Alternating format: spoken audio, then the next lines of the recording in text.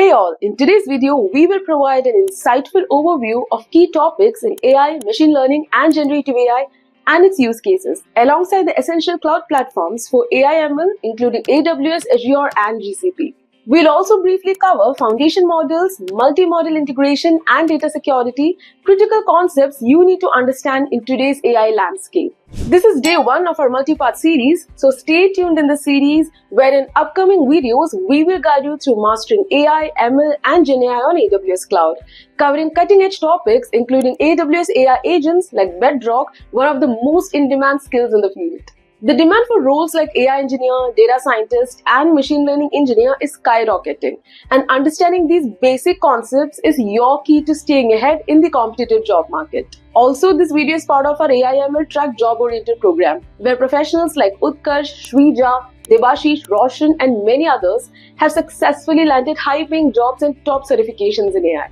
And here is the exciting news. We are hosting a free 90-minute masterclass on AI, ML, GenAI, data science, and Agentic AI, where our experts will share a proven 3-step framework to help you land a high-paying job. So don't miss out. Register now through the link in the description and pinned comments. So now if you're ready to dive in, let's get started.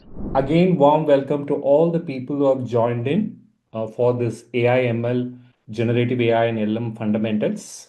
Please understand the scope of this session for this week is theoretically introducing you all the important concepts which is required for you to just proceed within the other weeks which are coming up, where we will just start branching out into specific areas like AWS, AI/ML in maybe the Azure or GCP, whichever track you want to really focus.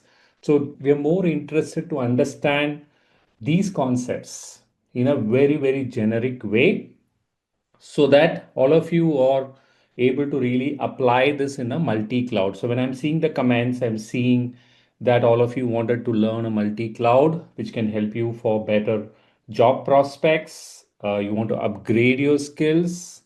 You also wanted to really look at how to get little more a more cross-architect kind of a profile.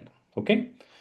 As part of this class, I will be definitely showing you some demos, more predominantly to get you started on the AI/ML in a very generic way, and then we will take tracks. So with that, let's look at what's there in the cover for today and tomorrow.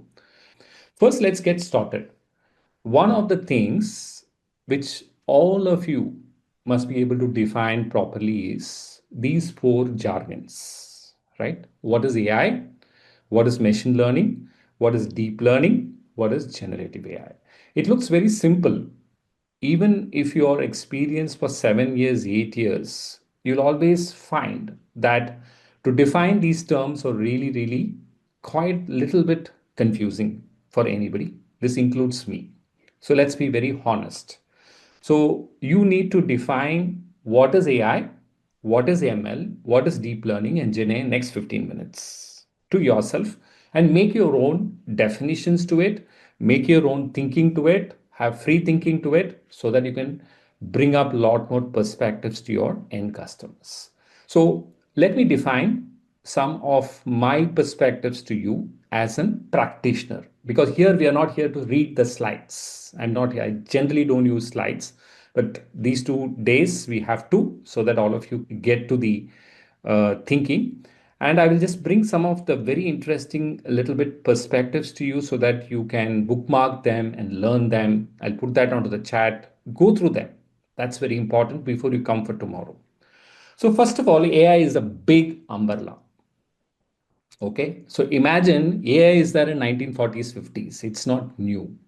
Everybody spoke about artificial intelligence, and it is a very big word. It was very theoretical. It was very abstract. It was used by universities. There were big missions, infra in a complete room where people used to talk about AI. It was basically meant to just mimic a human capabilities in some way. That is the thought process which people had. There's no infrastructures like GPU power, cloud.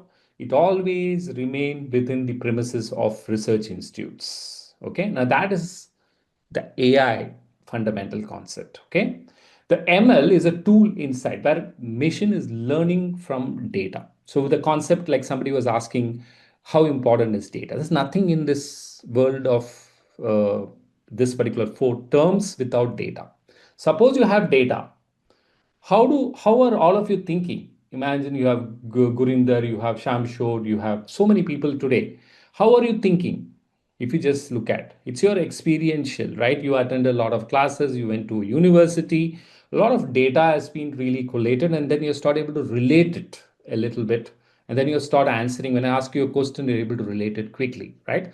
So machine learning is not that, but machine learning is a tool inside AI where the machines can learn from data. We'll talk about that in very detail as we go forward, but pretty much understand a big umbrella is AI. ML is a tool inside AI which where it can learn from the data. Okay. And then people will not keep quiet, right? So they went and started thinking, can systems think like human brain? Okay. Is it possible like human brain? So imagine human brain is the most complex organ which you cannot mimic so easily, right? So deep learning is all about neural networks. We are talking about a subset of machine learning where you are building something called artificial neural networks. And imagine if I ask a question today to, for example, let me pick somebody, right? So I just wanted to personify that it's easy. Suppose I ask some questions to Asma, right? Who's there today? Now you don't, if I tell you how did you answer it, okay, you will not be able to really explain that to me. So a subset of machine learning which uses ANN, which is called artificial neural networks, with many layers. A brain has got many layers to learn patterns from a large data sets. Imagine you are trying to just automate. AI was a concept. Then you took data and tell you learn from the data and do some kind of a prediction, that is machine learning. And then you're trying to bring the concept into a human brain where it has to think like a human brain. The brain project from Google, it started. And then people started thinking how it can learn. So for example, the CNN, how does, suppose you have to write, any one of you have to write an algorithm. When I give an image, it has to tell this is the image. So we use CNN for images. We use a lot of terminology. I don't want to really break all these terminologies today, like we had RNNs, LSTMs, GRUs for speech and text.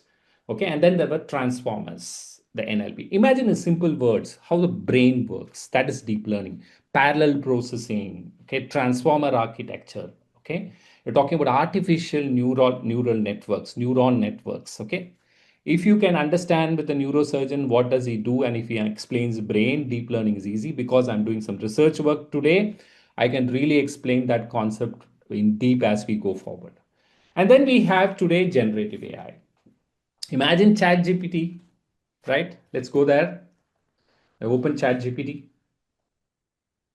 right? You can ask it anything, right? Imagine I go to chat GPT and tell what it has to do, like, can you give me the weather? All of you know this. I'm not trying to really teach you chat GPT. I'm just telling, can you give me the weather in New York today? I'm just asking it a question.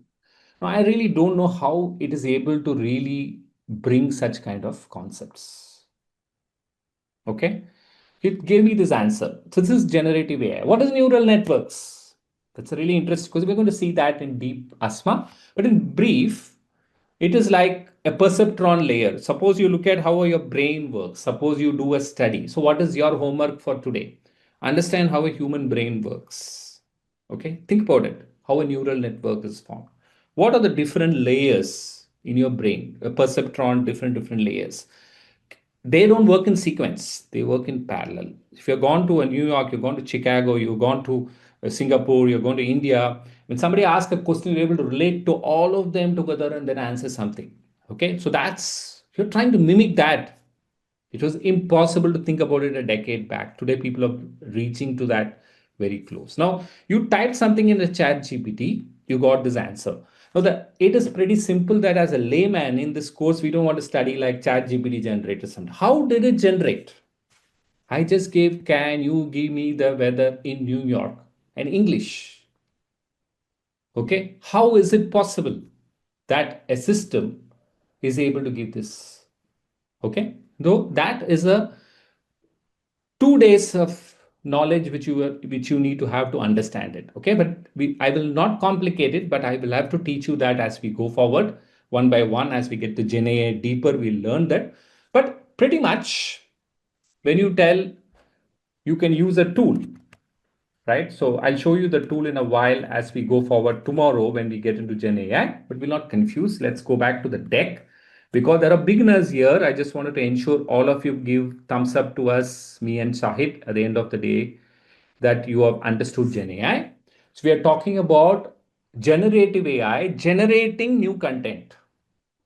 Okay, so it can generate a text, it can generate an image, it can generate music, it can generate anything, right? So that is where we have a concept which is there under the deep learning, which comes under NLP, natural language processing, where it is able to do certain things which is unimaginable. Nobody thought OpenAI, ChatGPT, okay, until there was something like attention is all you need, a white paper written in one of the research universities. Somebody wrote a white paper, and then from there this Gen AI came, the Open AI came, Chat GPT came. Now same Gen AI is there in every OEM. It's there in GCP, it is there in Azure, it is there in AWS. Okay, so that's a new form, it's a small form. Nothing replaces each other. AI is the base, ML is all about data training, deep learning is about how a human brain works. Gen AI is a new branch because it's pretty fancy, it's got productivity. Can you just draw me can you just generate a code for me using a Flask app and give me a web page? If I get a website and everything within 5 minutes, I'm quite amazed. But imagine if Gen AI has to work, it has to know DL, it has to know ML, it has to know AI. Concepts have to be understood. It's not like you can do a black box kind of an activity forever, because customers might ask you customizations, might ask personalizations, extensibility. So know the concepts and be smart. That's the world we are in today. You must know everything. But do you have to do a hard way? Not required today. Okay. So you can speak to the computer, it will do everything for you. That doesn't mean you don't need to know have the basics. Okay. So there are a lot of use cases. We will talk about that. Image classification is an example of a deep learning. Okay. Speech recognition like Siri, Alexa, what you're talking about is an example of a deep learning. Fraud detections like a spam messaging, which will come under ML. Medical imaging. There are so many examples you can keep talking about in this particular world. Okay. Before we go, anybody can guess in the chat in which year the AI was coined. Don't use ChatGPT. Give it a try. Which year do you think AI terms was formed? Just to get you a feel. 1956. Perfect. Peter, you're absolutely on bang. I think Manish 41, 60, 2014. But I have an answer which is perfect. The term AI was coined at the Dartmouth conference in 1956. So my prof used to always understand and tell me, you please go and read about AI properly. Don't just jump into all these bandwagons without knowing the basics, right? Right? So what did that AI do in 1956 in Big Unit? They were doing symbolic reasoning. They were doing a branch which is called expert systems. It means it was like how today we are talking about agentic AI and vibe coding. In 1956, we had AI. So people thought like it's an expert system. Apart from human, something else is looking very fancy. And people used to see that and really get that this is going to be the great thing. Okay. From 1956, okay, it took 1980s to 90s where you started doing data driven learning. Okay. So machine learning happened in around 1980s to 1990s. So imagine the time that AI was there for a very long time, people doing a lot of interesting theoretical concept, and then in 80s and 90s. So now I have a very interesting, Adil, thank you for sharing that 3 layers. We will talk about those layers as we go forward. That's a deep neural networks. We have a slide for that as we go. But going back artificial intelligence 1956 to machine learning, which is 1980s to 1990s, okay, where we talk about how you can train with data. We'll talk about that when we have an algorithmic class, which is planned down the line about ML algorithms, supervised, unsupervised.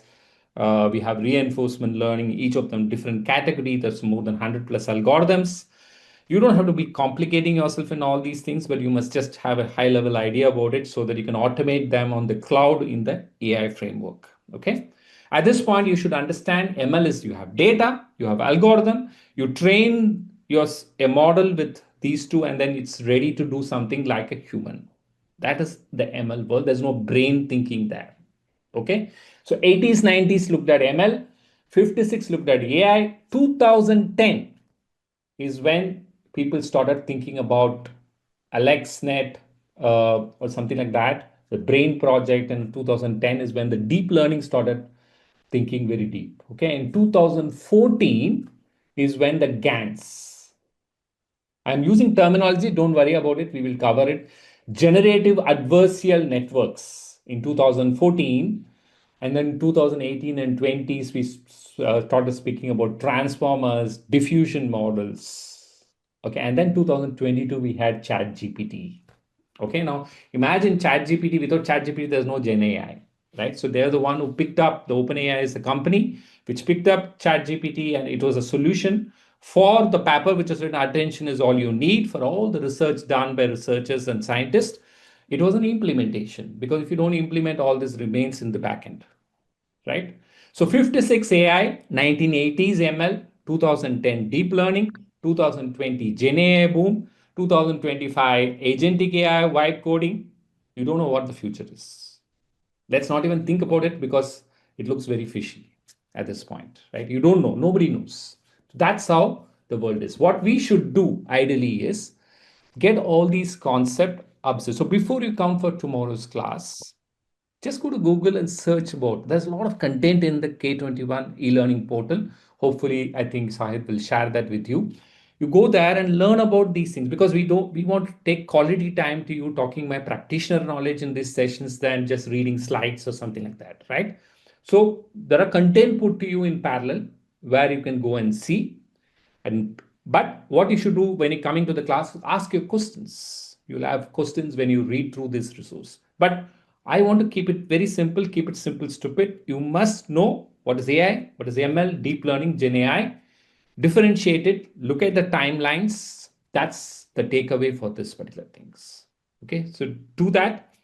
Just put a thumbs up, use the emojis thumbs up that you're with me, so that I can go to the next slide. Now we should give a bookish definition so that nobody talks to me. Okay. So what is this bookish definition? I really hate this definition which is given in bibliography. But ultimately, some of you might be ultra beginners, some of you might be beginners, some of you are experienced who just want to get a feel of it. It's good to define something, okay, as told by the experts.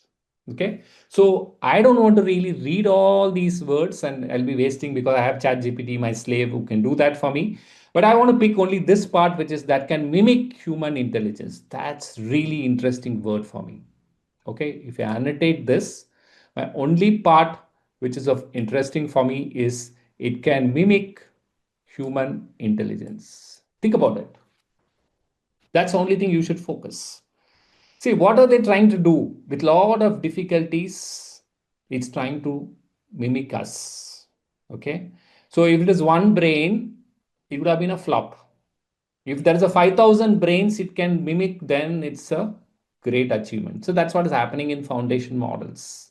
Okay. It's pulling a lot of data. It's pulling all our brains together. How will we compete? So make it a slave than trying to compete, co-work with it, right? So AI is a broad set of computer science creating, mimicking human. Okay. So a lot of these techniques, let's not get into it. And you can see that ML or subsets of the AI. Okay. So it has got rule-based systems, advanced approach like machine learning, natural language processing, etc. So these are examples. Now, I don't want you to read this like something somebody is telling and you're hearing it. Look at Alexa. Think about it. Alexa is a voice machine. Suppose I tell you to create Alexa, right? How will you do that? So you will enter, whether you know something or not, doesn't matter for me. I'll just show you. Let's go into a console. Okay, now let's try to reach. Okay, I have to go into a console home. Now imagine, don't worry about whether it is AWS cloud, Azure cloud. I'm not here to teach you that at this point. So I go to SageMaker. Okay, I have to clear this. Okay, as it does it, let me just go here and move the slides. Now, if you come to SageMaker here, you can see that within the SageMaker, you will find a lot of these option. Okay, I will to go to SageMaker. Don't worry about what is SageMaker. We're not covering that. That's not the objective. I'm just telling you, Alexa or something like that. So you will see that you have some foundation model. So you come here, you go to foundation model, and I tell it's Alexa, which I want to really look at. So I can pick the Alexa, view the model. The Alexa's got everything what you're using today to voice chat. Now, as a developer, we will see about this in detail. But what I'm trying to tell you is there is a base which has been set and given to you. You can deploy this model and then you can change the grammar syntax. Now you can go to Azure and pick up the equivalent of this. You can Google and pick the Google Talk. Whatever it is, doesn't matter. So what we are trying to tell is there is an intelligent brain which is called teacher model, which is available, which you can pick and choose and build your own provisions. Okay, so that's a really important point for you to understand.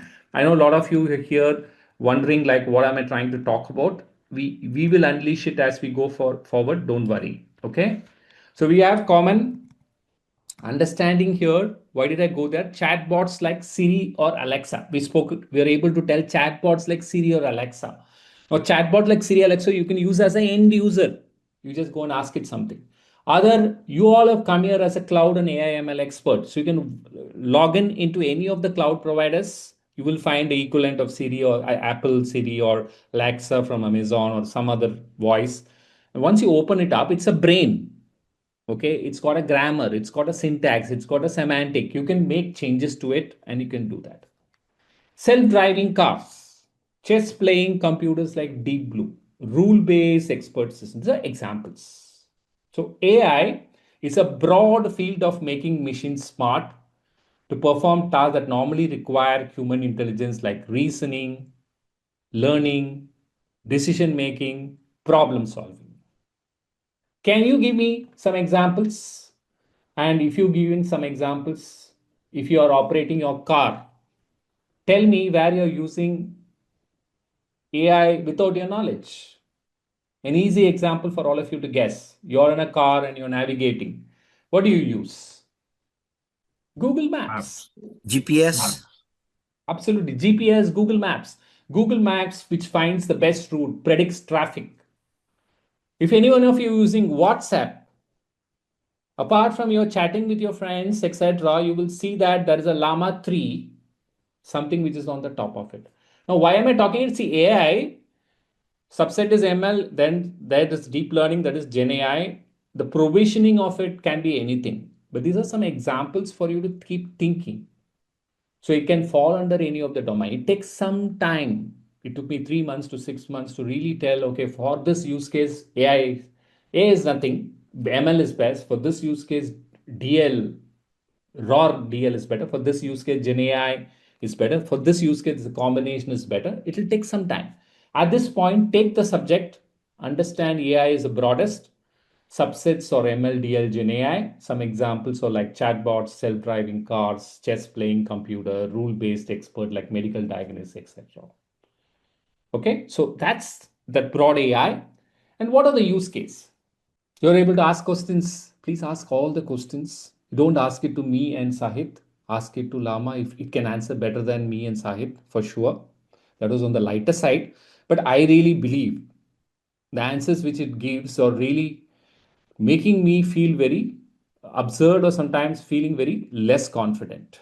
But I challenge it by trying to be more smarter, not in terms of the data, but asking it different perspectives, different context, because it's going to be dumb for me. End of the day, ask it, it doesn't know which context I'm asking. Think about it. Okay. Use it as like it's a worker under you. You will be able to be outsmarting it.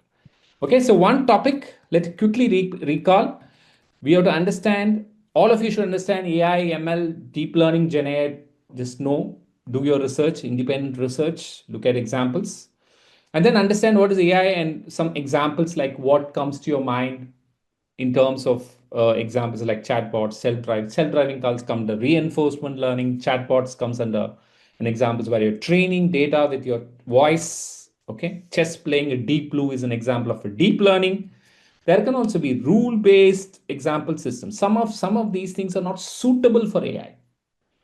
I'll give you an example. An RFP came from a customers. I will not share any confidential data. We are not here to do that. And somebody, what they want to do is for every project, they want to use AI. That's the most silly thing you can do. So we all have to understand as builders of the future, depends on what you're trying to do for customers. Sometimes this field is good. Sometimes analytics can be a solution. Sometimes both is not required. A simple web page could answer it. So please understand, don't overdo. And architecture means that you're able to give what the customer wants and looking at a long-term perspective to it. Not that for everything you can use AI. That is where these four examples come from different domains. Rule-based systems are different. Chess playing computer Deep Blue has to think like a human brain. Self-driving car is an example of when a vehicle is moving, it is able to understand there is a problem, it gets a feedback, it reinforces the learning. That's part of a supervised, unsupervised reinforcement learning, the category of ML. Okay, and chatbots is a different examples, which is coming under AI domain, right? So think about this, keep visualizing it. Now, how do you visualize this better? You have to know more use cases. And you know how many use cases are there today? Lakhs of them. And what will happen is you will get more confused. So don't get into learning too many of them, but understand knowing use cases reinforces. So for that, before I use this slide, I will take you to a more interesting set of use cases from Azure website. Suppose I go to the AI customer case study and see these case studies, right? Imagine a lot of you are asking, I need employability, I need to build some solutions, I need to look at. So when you come down here, there'll be so many customers from Microsoft or using AI, which is more smart way to learn, right? For example, me as a person, I've read more than 1,000 case studies across different cloud vendors on AI ML analytics, but that's my only space. Okay, so if you or want to look at before you come tomorrow, you can just have a look at understanding how a customer really, what is the business impact. So you can need not always, even if you're a coder developer, because code can be generated through the AI assistant or something, but ultimately what you read here cannot be generated by anybody because these are insights. Like for example, if you just click BMW group, it will tell you like how is it using the Azure. Now, if you really see, there can be some AWS EC2 layer here. So there is a multi-cloud thinking which is coming to your brain, which is very important. If you just go and learn use case of AI, a list of things you'll get through Google or ChatGPT, there's no point in that because Microsoft is delivering these solutions to end customers. And we all will be doing this as a job role in the future. I have done it. Okay. So you should understand the more you read the case study, the better for all of you to really know the stories. Okay. So read as much as possible. Don't overdo. Read three, read one if you don't have time. Okay. And then shift to Google Cloud. Now you do something different here to understand what are the places where generative AI is used by Google Cloud. I'm not talking AWS because that's going to be my class. So we will take something else. Okay. So you can really go and play around with the cloud.google. Now what happens here, it talks about I specific. hear I hear Google going to outpace all of them. What is that? I said the rumor is Google is going to outpace all the other competitors in the AI space. Yeah. So I think that's a That's a very interesting competition which is happening. I don't know whether we can have an answer for it, but definitely you can see a lot of science. Especially with their new chips. Yeah, They you're right. choose these. Absolutely. Absolutely. I think it's a very debatable kind of a thing because you really don't know what's changing. The kind of levers which are changing every day. The reason I am giving you this resources, anyway, we're going to cover 10 slides on different use cases. But what is very important is connecting to the ground. These two links will help you to understand what is Azure doing something, what is real world GenAI cases. Just read few of them. You get a feel about where are these AI, ML, GenAI, deep learning getting used. Okay. So we'll go back to the use case now because I've given you real stuff which will be useful. Okay. And now we will go back to the whiteboard looking at some of the common use case of UI. Now, if you really read this, there are use cases. So whenever I meet customers, I'm talking about my 20, 25 years, most of the time I'm on site with customers. So what are the kind of people I meet? I meet industry leaders. I could meet a horizontal, vertical people. I can meet a very tech person, right? So we'll keep the first two. So you can have industries, which is very important, which is a common use case. How AI is going to be used in healthcare, in pharma, in banking, in retail. And these are use cases which are already deployed for customers. Now, on the top of that, you'll upsell, cross sell ML, you'll upsell, cross sell Gen AI, you'll upsell, cross sell Agentic AI framework. That's what is happening. What is very important for us is to really know these industries like food tech, logistics, healthcare, manufacturing, information technologies, legal business, travel. Every industry leaders today is spending time to put a blueprint for the next 5 years, 10 years. Okay. And if you are able to really understand these technologies in this 50 hours plus, sessions and the workshops, go through the portal which we will be sharing, you'll get a broad knowledge and then you can remain focused on something. An example here is if I look at examples from your two links which I've given you, you can go there and search for healthcare and seeing what and all is the solutions they are trying to build on the healthcare. But these are the common use cases. Again, these contents are available a lot, but you have to get remain focused to look at what is that you want to take. If you ask me a specific questions, I can then talk about that industry, what and all we can do with AI, ML, Gen AI, whatever is the combinations. The tools are anyway a kind of an after effect, right? So first the business case, use case, solutioning, and then comes the tools. It can be multi-vendor architecture, enterprise architecture. How do you put together? And then it makes a solution for your customers and you present it. Okay. So pretty much this is a very important slide. Just go through it. Hopefully all these will be shared with you. You can have an offline read to all these things. Then we come to a very important point, like when to use AI. Because a lot of times I've seen people trying to overdo things, right? So I would not read the slide, but I would give you some perspective and then we look at the slides also. Both is important. Whenever you have large amount of data, think about decisions depend on analyzing massive data sets, too big for humans.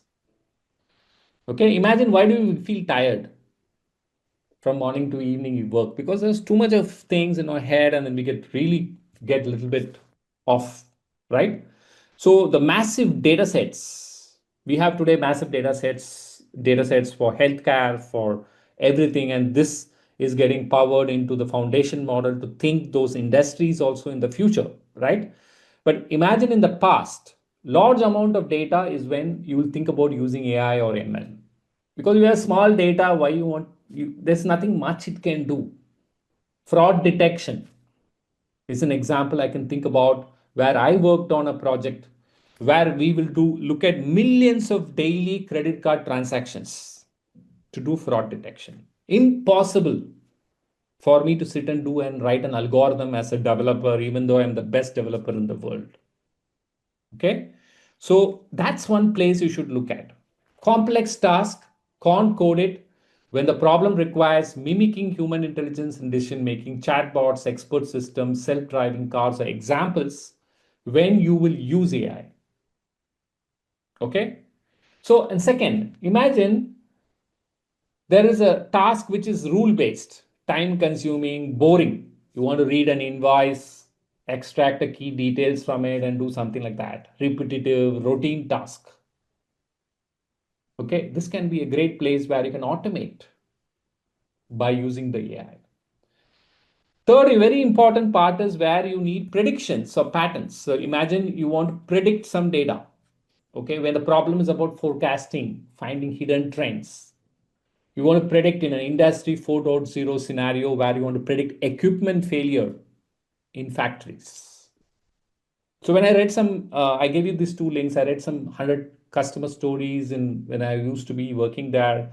I read the GenAI, some 10 of them. What I'm seeing there is most of these things, the architects have done a kind of a layering before they went and started developing. They understood the use case. They started thinking whether it's an AI problem to solve. Okay, whether it is to be solved with ML. That is the first decision.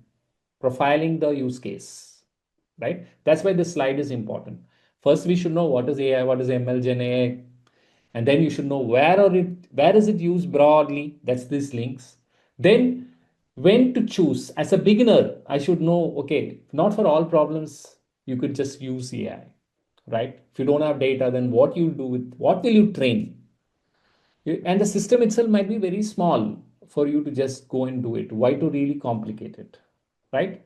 So predictions or pattern, personalization.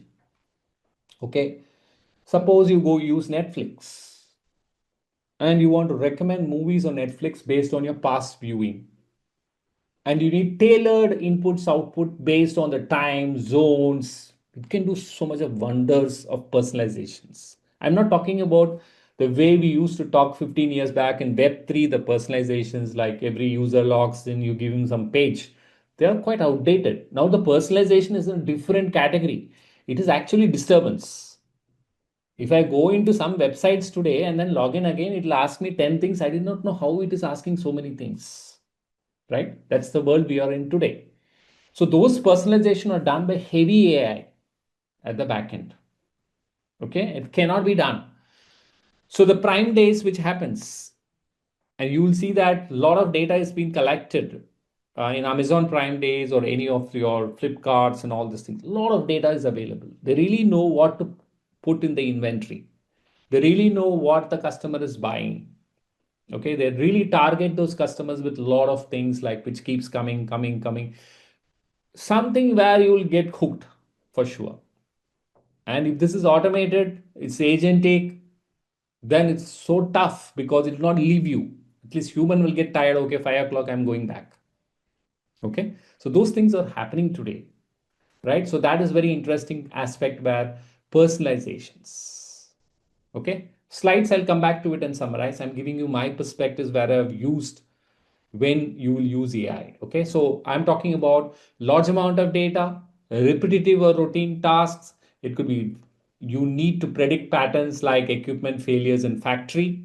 So in one of the projects where we were doing, where there was a lot of these machines and there must be forecasting, finding hidden kind of problems, which is that we used within through IoTs linked with AI ML. IoT is just putting a smart Raspberry Pi or any of these devices into those machines, which can generate data.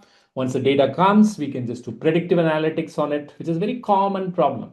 But now, what is not important is the report. What is important is how do you predict these failures? Okay, how do you do prescriptive thinking? Those are things which is possible with AI. Personalization, as I told you, Netflix example. Unstructured data. So very recently, I worked with on a healthcare project where we were detecting tumors in MRI scans. Chatbots can understand text.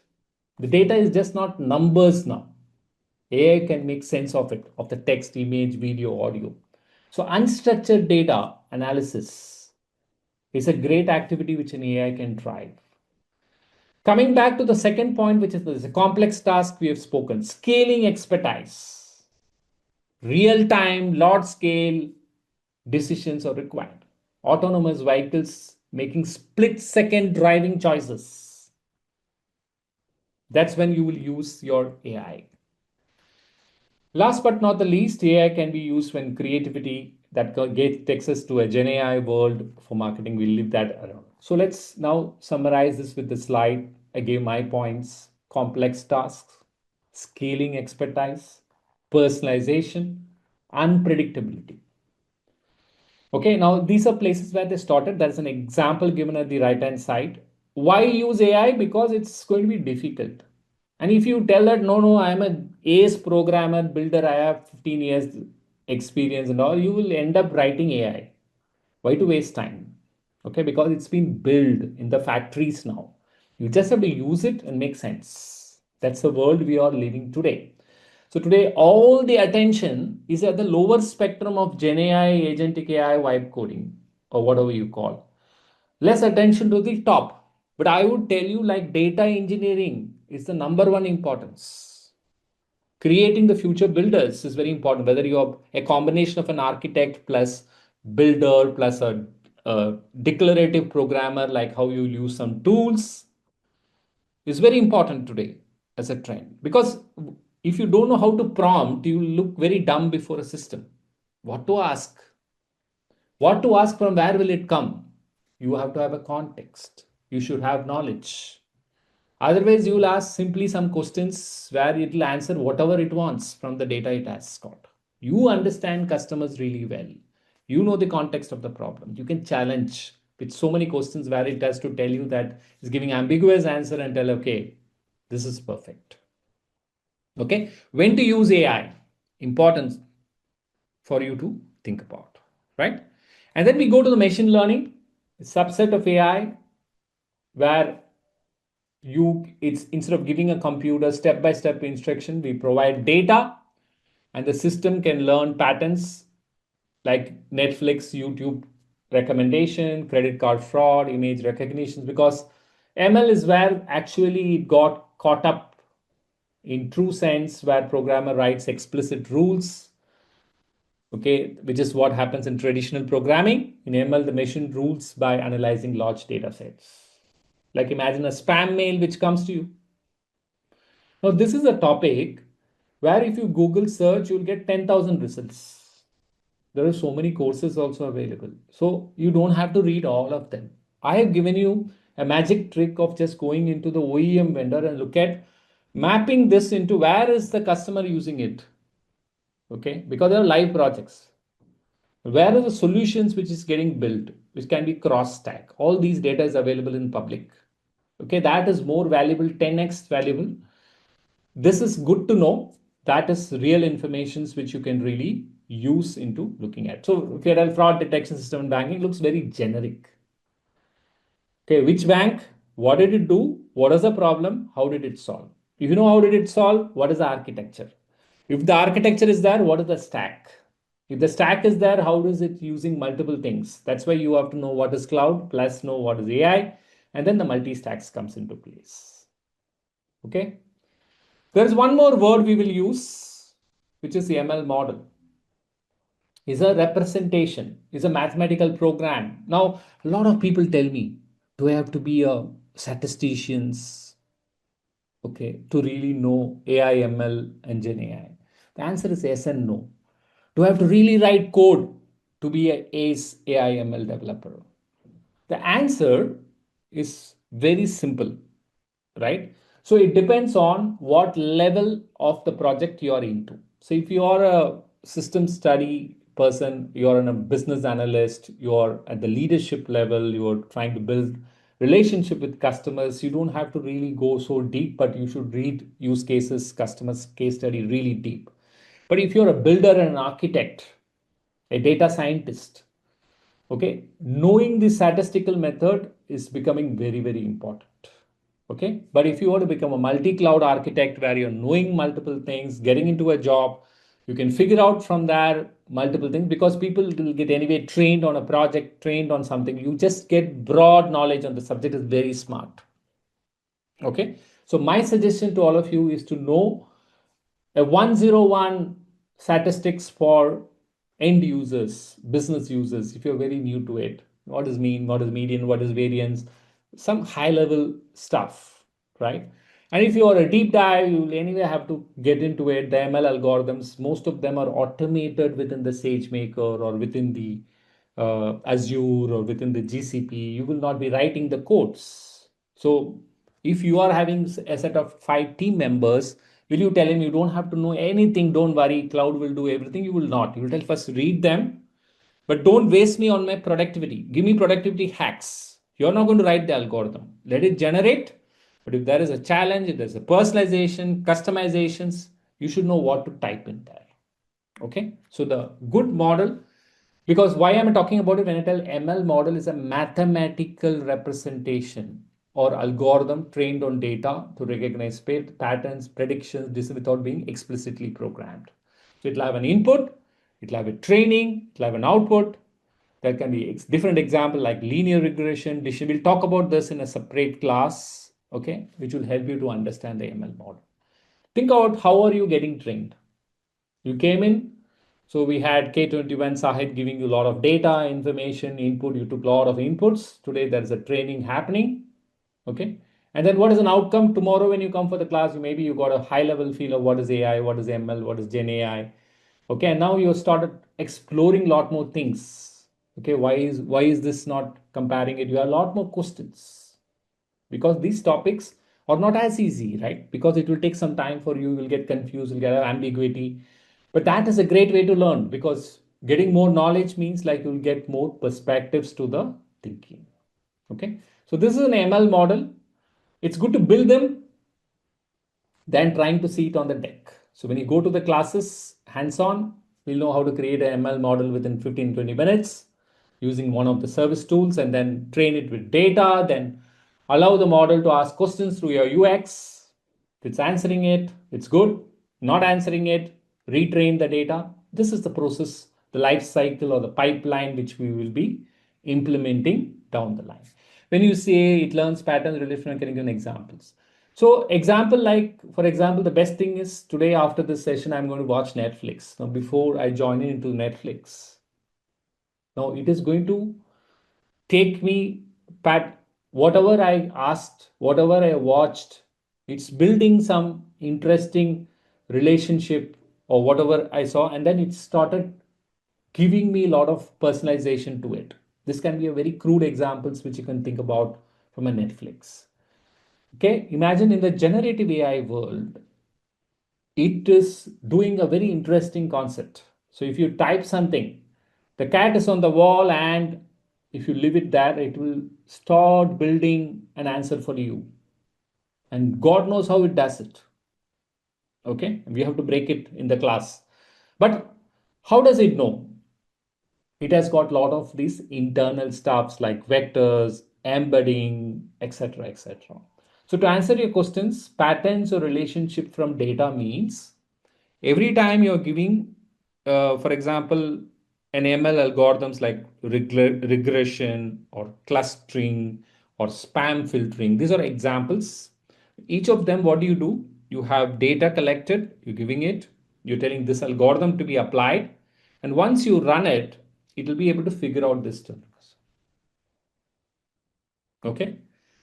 In fact, Ephraim, the key thing is we call it as a black box. The AI predictions, a lot of people are thinking, what if it predicts this? What if it predicts that? The world is very interesting now. And to me, I'm a very optimistic person. Like the number of jobs will be more higher. When today, as we speak, there is a conversations from the CEO of Google telling like I prefer face-to-face interview, not an AI interview. You can go and search for Google what Mr. Sundar is telling. Why am I talking about it? Because they're all good, but without us, it doesn't look good. So learn all these concepts. Today, with learning all these things, I'm very confident that it's not possible for anybody to replace me for sure. Okay. Broadly, you should put that initial sweat to learn these concepts, multi-cloud, know all the data concept, know all these things good after that, can be very confident. You're right. Common use case of machine learning, we spoke about that, but I want to go a little more deeper. Financial frauds, because there was a question from Bala also. Here, if you read these use cases, financial fraud detection, health card diagnostics, autonomous vehicles. Now, these are names. Within the fraud, I'll give you a practical example on what I worked on. Every time you're taking a credit card, you're traveling to zones where there is a potential fraud possibility. Okay. What happens? Immediately you'll get a message that I need to do multiple authentication before you can make a transactions. When you're back from that country, it will tell that why don't you replace your card, right? And now the fraud happens in 1/100th of that second. You will not be able to think like, no, it just happens this way. So you need the speed, you need the agility, you need the pattern, relationship from the data. What, for example, if Bala has gone to Vietnam and spent 500 Vietnam dollars and then he went to US and we have all these patterns registered on Bala, no worries. If he goes, we have no problems. But suddenly I see that somebody is trying to swipe something in a different country, which Bala has not traveled, is not related to it, his time zones is not reflecting it. That can be a showstopper there. So AI only can do that. Imagine a human who's telling I 9 to 5 work and then there's a shift. Nobody will bother to take that accountability because AI doesn't have still those emotions of human, the tiredness of humans. It will just go and trigger off. There is a problem, notify you through messages, etc. Okay. So financial fraud detections. So will you be talking about one GPU, why GPU in AI workload, what are token risks? Yes.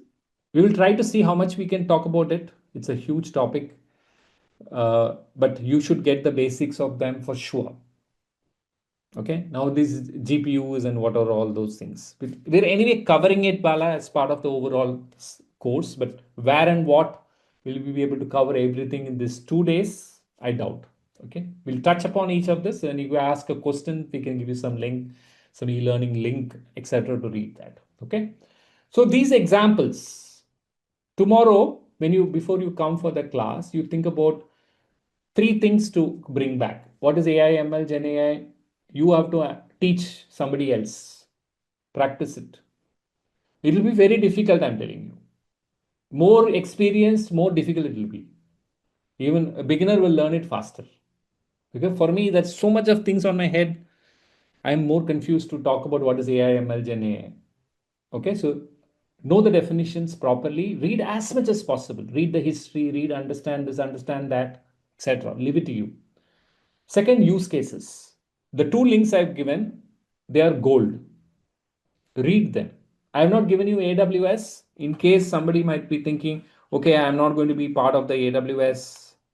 I will also give you that. There's something called AWS customer case study.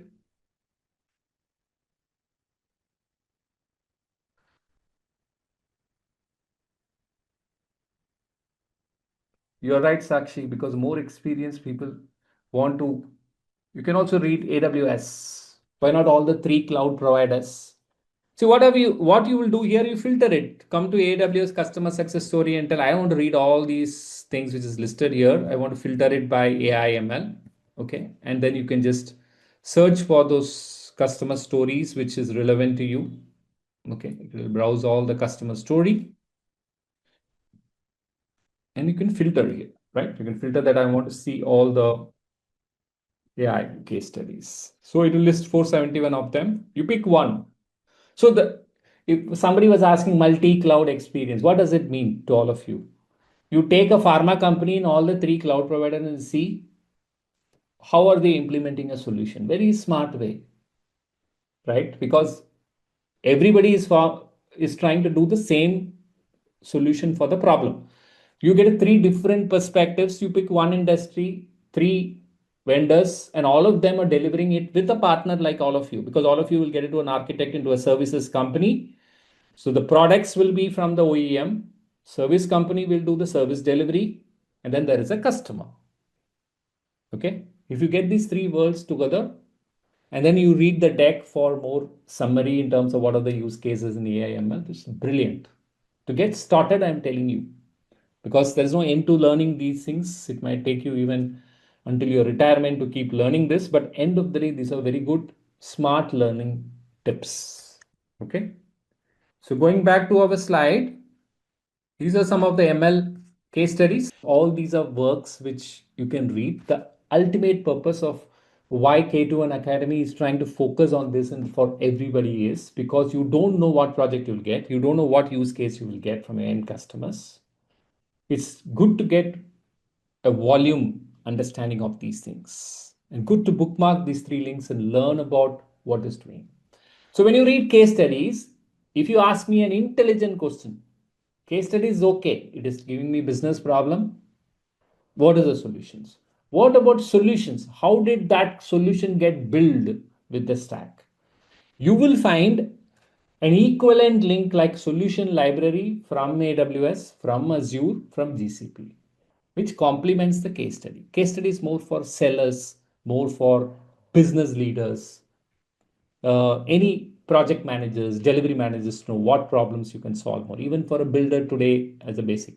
But actual solution you want, there is a link. I'll give you those links as we go. We don't want to really get into too many things and confuse you. These are some of the common use case. So 101 use case you can learn. That was a lighter side. Don't worry about it. Just read three or two or three. One from each AWS, Azure, and GCP before you come tomorrow.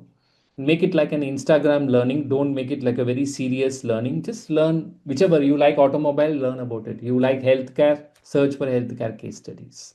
If you don't want any one of this, go to Google and healthcare in AI, healthcare in ML. You'll get a lot of information. You want to know about automotive, learn. There is no end to it. Because you are thinking multi-cloud, I would recommend you to learn through these three links because you will end up in any one of these cloud. There'll be cross architecture. So what do you mean by cross architecture? Let me give you an example. Suppose I'm building a modern airport for a customer, right? So I'm just going to give you an example. Just don't take it for any reference. We'll have a look at all these things as we get into the class deeper.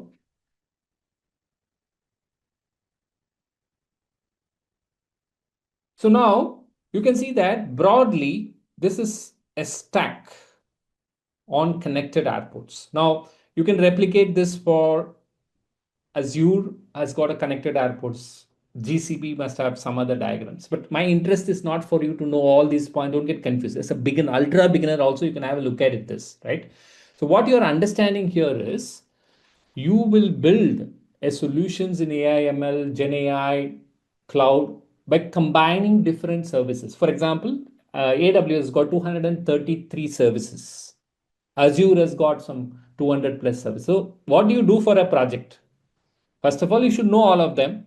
Then you will combine them together into an architectural diagram. Like this is how I'm delivering a solutions. Right. So here you'll see that in this project we have analytics, you have AI ML, you have Gen AI a little bit, you have IoT, because you have to connect to a physical airport.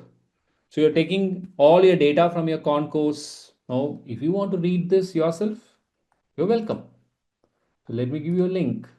Not for any reason that you will get a very different way of thinking in terms of how a world. When you tell multi-cloud, this is not multi-cloud, this is a single cloud, multi-dimensional architecture. But you can take another diagram, which I will give it to you in a short while, where you have your front end is using your a lot of your Microsoft stuff, and then at the back end you can use a lot of EC2, S3 bucket, etc. You can have a multi-cloud architecture. Okay, all this is possible. And multi-cloud is a really interesting aspect because that's how architecture is worn by a CX level people, So, right? I have a question. Sure. So that's a reference architecture. So that's an AI reference architecture. It's serve as an example, correct? Yeah. Okay. So what is this architecture is, what I'm trying to tell is when you want to visualize these concepts, so you should understand the way you're learning, the way you will implement will be exactly opposite, right? So for example, a customer will tell, I wanted to connect to something and build something, so that you will be knowing multiple things and then you'll put them together. So when you see that diagram, it's a simple like, everybody goes to airport. You're just visualizing a practical systems in which you will find all the services what we are talking about together. So always keeping end in mind, if you really see that first day and then you start looking at, okay, I'm learning this, then I'm going to put together like this. So you can have a reference factor for a restaurant, for an airport, for a banking wholesale, for a manufacturing industry. And that can be per OEM like Google, Azure, or it can be multi-cloud. It doesn't matter for us. That's a thought process. Because I've been there, I'm just giving you how I build it is like I started only with Microsoft Azure, switched over to multi-cloud. Now, when a customer gives me, I really put them together on a common stack and look at this is the way to really look at. So this is some good reference points for you, which will help. Got it? All of you are able to like this? Yes? I need acknowledgement so that I get some energy back from all of you. Is there a way to put? Okay, fantastic. Thank you, MR. Some more will help. Okay, thank you, Ashok. Now we'll do some very, very interesting thing, which is quiz. We will take a question because today we have audience who are very beginners, and I don't want to throw bouncers to you and confuse you with a lot of terminology. Let me tell you, raise the bar today for the class. Okay. And I will give you at the end of 10:30 today, Indian Standard Time, certain things which you should read before you come tomorrow, and that should be out of interest, of curiosity, not because somebody is telling you to read this, read that. Okay, take some time and answer it to prove that me and Sahid's job is done very well. Fantastic. There's no wrong answer. So now let me put a reverse question because I'm not going to keep quiet. I'm like a chat GPT. Automating manual task only means what? What do you think is a technology for just automating manual task? Have you heard about RPA is a good example. Very good, Atil. You take all the manual tasks. This can be RPA. It can be a run book, etc. Replace human work in all industries. You open up your news channel everywhere, you will see that. Nothing is going to happen like that. Okay. So what is going to happen is we will get empowered. All our mundane, common things which we don't want to anyway do, but we're compelled to do, will get automated. A lot of things will get autonomous. Systems will start thinking. We will get augmented with a lot of informations around us, maybe a device, etc. But we as a human will always be powerful. Okay. Replace human work in all industries? Yes, Robert, you're right. And we are getting into a science fiction world. Science fiction is no more. After reading Tesla's and Elon's, you can't really tell science fiction is not possible, right? Grok 4, which is talking about superhuman AIs. Okay. And if you ask me, should I know all this in my first class? Why not? World is changing. We have a course which is very important for you to build the basics, which is as important as knowing what is happening today in the world.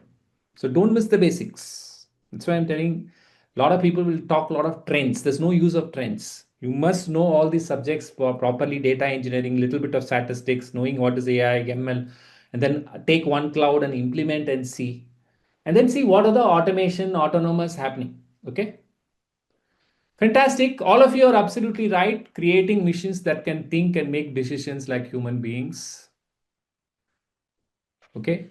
So in the beginning, they did this to really get one's kind of an assistant to do the job what human is doing. But look at the shape it has taken in 2025. Okay. So I'm not going to read this. You can read it yourself. The answer explanation. Let's take one more question. What is machine learning? Okay, there is a kind of a two kind of answers, so don't worry. So the tendency, because I have some 9x certification from AWS, I got certified on Oracle, Microsoft. So I would tell you the important thing in an exam is it is to confuse you. That was on the lighter side. But the point is, apart from you knowing the subjects, you can look at B and C and all these are confusing things. But which is the best answer you will pick if you, because if it's a radio button given, you can't pick C. You can't pick B, both. Okay. The answer can be more closer, which is B.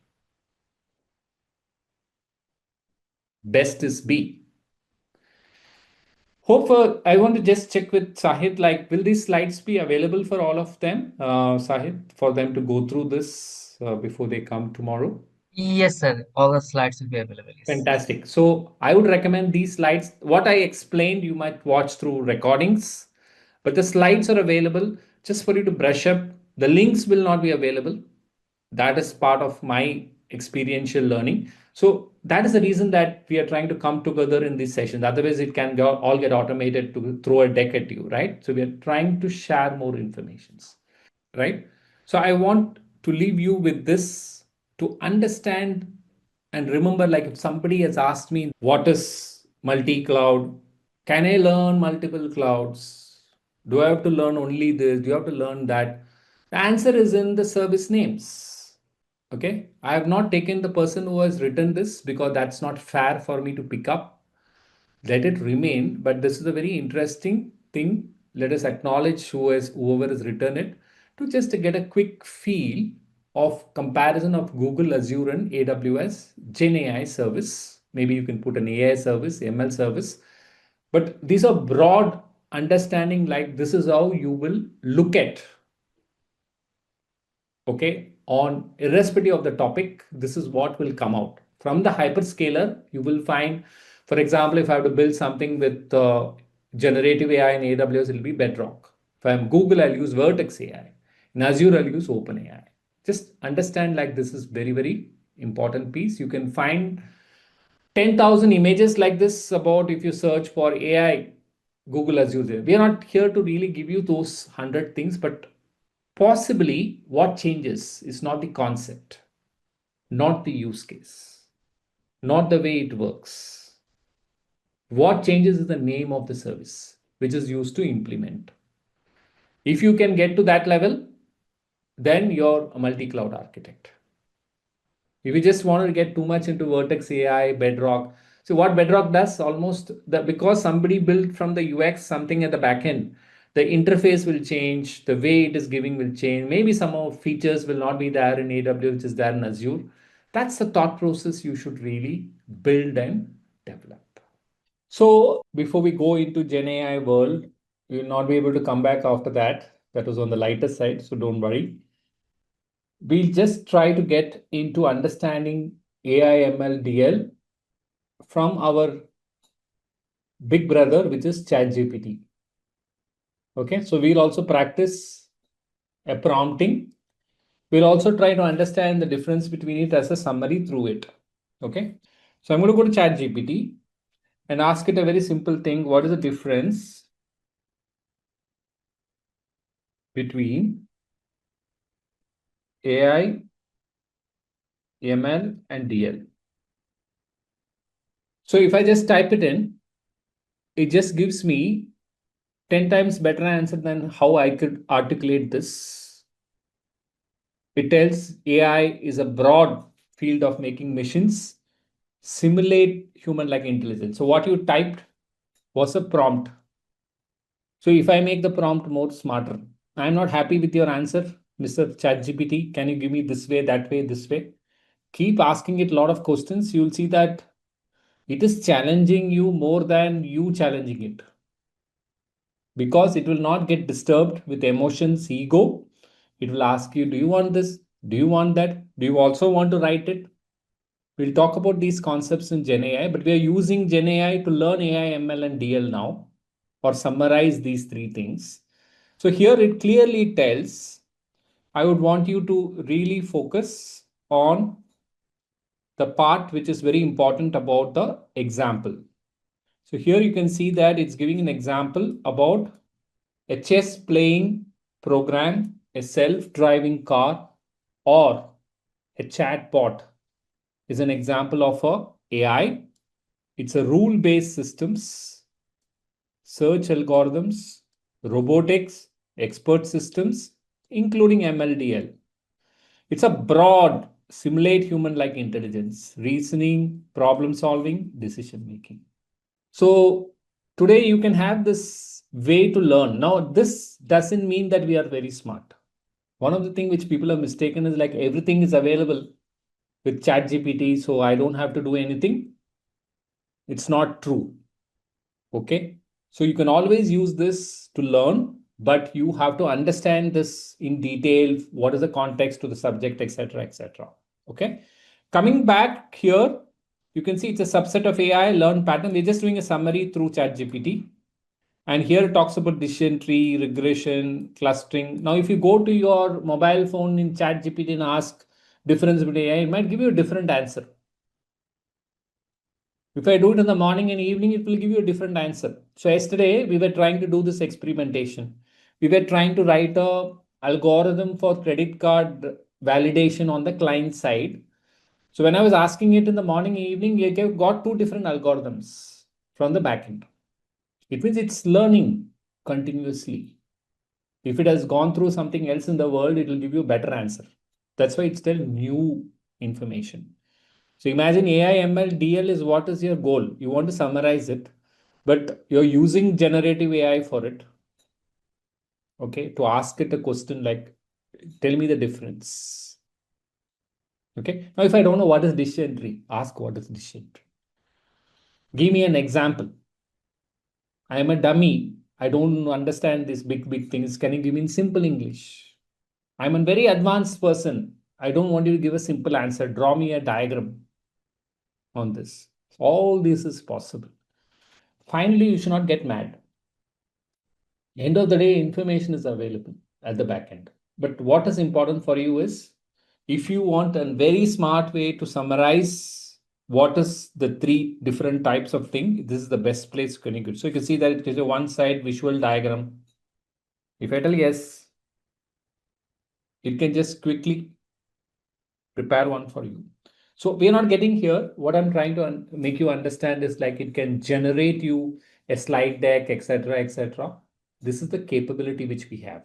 Now you are using this to summarize your AI, ML, Gen AI is more interesting for me. But there could be in the past I should write up, send you the PPT, tell you like go to this link. Today you can use ChatGPT to understand what is AI, what is ML, what is DL, what is Gen AI, summarize it. Now you definitely need people like me to give the experiential learning. You definitely need a platform like K21 to give you the summary information. They don't get replaced. They are augmenting your entire subject. That's the word we are. Okay. So any questions anybody has on the topics what we already covered, because we're going to jump into an ocean now about Gen AI. So before we go there, we wanted to really check whether you don't have any other doubts. If you don't have any doubts, then I will get started on this. You put no, then I'm very sure that none of you have doubts on the topics what we have already covered. Clear, everybody? Fantastic. I have a question here, please. Yeah, please. We'll take one or two questions and then we'll proceed so that there's some interactions going on. Go ahead. Who is this speaking? This is Pradeep here. Yeah, Pradeep, go ahead. So generative AI and agentic AI, how both are actually correlated and how they're actually leading the market. Okay. So this is a pre-runner question, but just to give you that, since somebody has asked this, I just want to tell you the entire world, what is moving. We started with AI, we started with ML, we started with DL. We're still not started with what is Gen AI. In generative AI, what happens is like, I'll give you a simple example to explain this. Imagine your company is hiring people. I'm talking about Gen AI now and answering the question what was asked also. Suppose you're hiring people. There are two choices for you, broadly two choices. One is you can hire a fresher, graduate hires. Second, you can have a lateral hire. We know the difference. If you're going to have a fresher or a graduate hires, after he comes to your organization, you will train him. What will you train him with? Lot of data.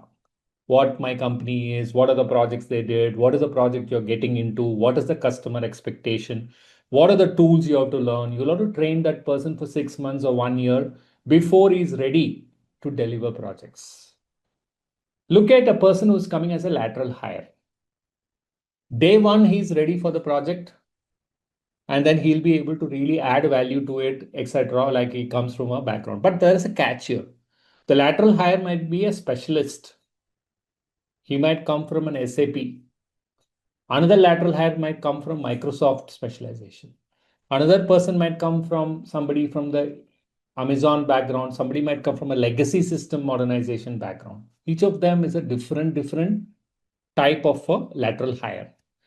Now, if you have to work with all these people together, and if they have to work together with them and make a project, that is the world we are talking about in agentic AI. So initially when GenAI started, like the way the attention is all you need, where we are talking about a lot of concepts, we'll come back to it. The first thing was there is a foundation model. We'll talk about what it is. You ask a question like how you asked. Like for example, we asked what is difference between AI, ML and GenAI. That was a prompt. That's a client side. Where it went to the GPT, which is your server, which is the model, which answered the question. If you are on the WhatsApp, it is using the Meta's Llama 3 is your foundation model. Your client is your WhatsApp. You're asking questions, it's answering. So as always, this prompt as the client, server is a foundation model. But will you work in one foundation model in your project? No. You can use 10 foundation model, 20 foundation models. Together, they may have to work together. And we are in this new world of industry-driven Gen AI, where you might create models for the industry and they have to work together. So agentic AI has come because of the challenges we had. Initially, we tried to only know about Gen AI, and then there's some rollout happened, and then later they started thinking like you need orchestration engine to really bring together these models working together, being more augmentative, more autonomous in nature to talk to each other and make sense. That's when the agentic AI concept is coming in. There are several tools for it. Every OEM is giving you, for example, Amazon gives you some tools, Azure gives you an agentic AI approach. You have GCP giving you an approach. The concept is the same. We want to make it a little more where the different models are working. When we see more demos of this, when you implement it, I'm sure we have a lab on that. As we go into the implementation, you will understand them better. At this point, AI, ML, deep learning, generative AI, agentic AI. And then we have general purpose intelligence mission, general purpose AI.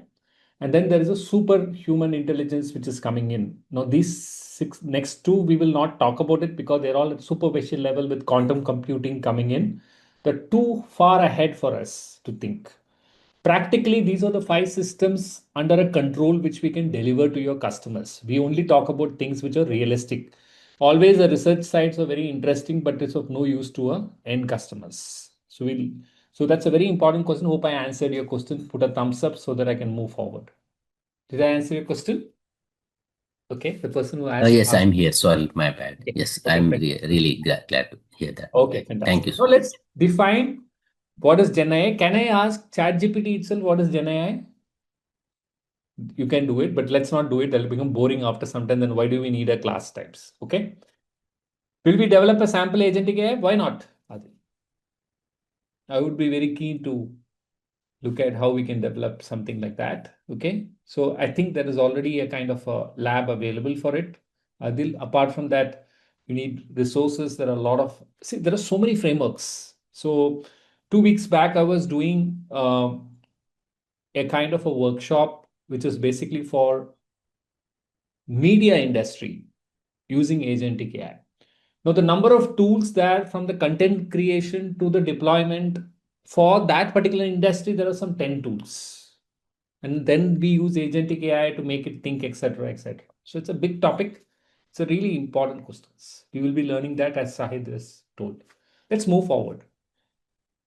Gen AI, let me give you a simple definition, is a special type of deep learning kind of thing where it can create new content. Imagine this word is very, very, very, very important. New content. It will create new content. Keep repeating this word. It will create new text, new image, new audio, new video, new code.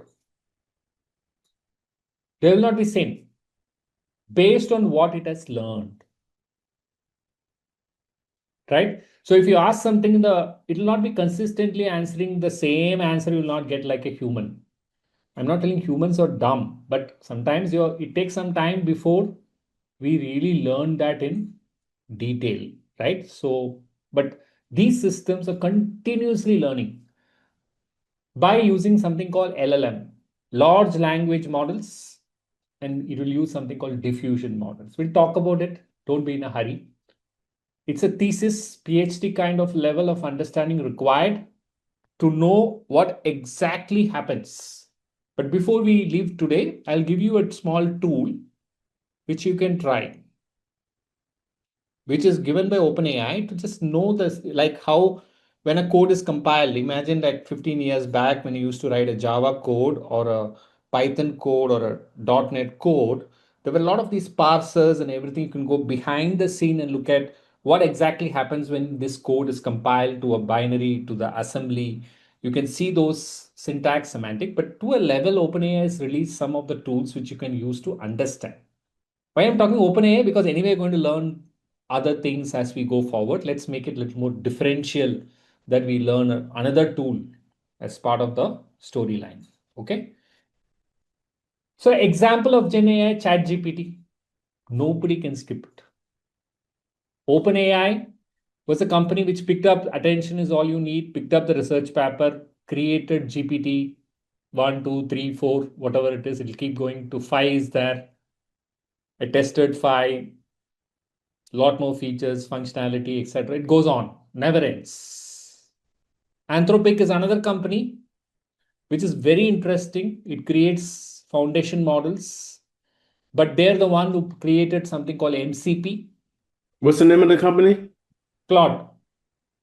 Claude is the company. Claude. Okay. Yeah. And they created a foundation model called Anthropic. If you want to really research, why don't I show that to you? Because that's really interesting. We go to But Claude focus more on like programming, correct? yeah, programming, but I think you can try out a lot of solutions of this sitting on Amazon, or you can just pull the foundation model and then experiment as a user. And you can take those research to your end customers, even if you don't know much coding. It's possible. Okay, you can download like a chat GPT. So Anthropic is something which you should not miss. If you are a person who want to really understand, because Anthropic is a company talked about an MCP, which is a model context protocol. We'll be learning about it. I don't think it will be within the scope, but we can just talk about it briefly. Second thing is they have built a functionality in models which is thinking, how a models can think. Imagine it, if I'm asking something to ChatGPT, it gives an answer. Your model starts thinking. What do you mean by model starts thinking? For example, you give some question, it is not answering immediately. It's thinking for a while until maybe I can answer it this way. Do you want it that way? So all this is possible. So for now, you can just go here into the Claude, go to this and understand a little bit. We will learn about this through your AWS, through the Azure, through you can bring these models and experiment through playgrounds, etc. But independent research is required. See, curriculum or somebody with what I am teaching, the certification is not the domain of the subject. Okay, you must take your independent view of the subject. So if you get anthropic.com as a website, from there you take over the subject and look at like what and all you're able to understand from there is your end learning. That will be great learning. And then you can go to OpenAI. These are two things which we are not in a class which is very generic in nature, like today and tomorrow. You should really pick up these two to really understand what exactly is happening. And the white paper,